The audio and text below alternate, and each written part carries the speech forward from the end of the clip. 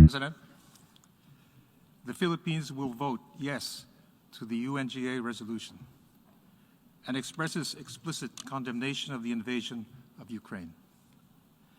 No one can trust news reports of casualties on either side, but since 2014, 14,000 have been killed. In the current fog of lies, we have yet to determine the true casualties on both sides. We appeal for the protection of civilians and civilian infrastructure. We strongly urge the cessation of hostilities, but while an offense can be stopped at will, the defense cannot rest until it does. We call for massive assistance commensurate with the growing humanitarian crisis and echo the UN Secretary General's appeal for respect of humanitarian principles to protect civilians and civilian infrastructures in Ukraine. Safe access to humanitarian assistance must be assured by the most effective means. The principle of sovereignty and the sovereign equality of states is enshrined in the UN Charter.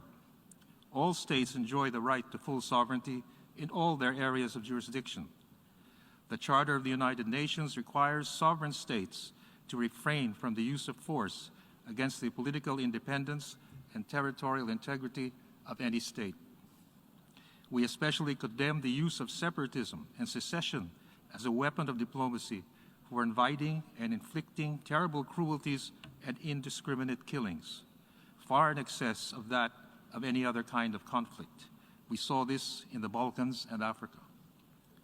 We strongly urge resort to the 1982 Manila Declaration on the peaceful settlement of international disputes. It will at least halt the ongoing tragedy for a while. I thank you, Mr. President. I thank the distinguished representative of Philippines.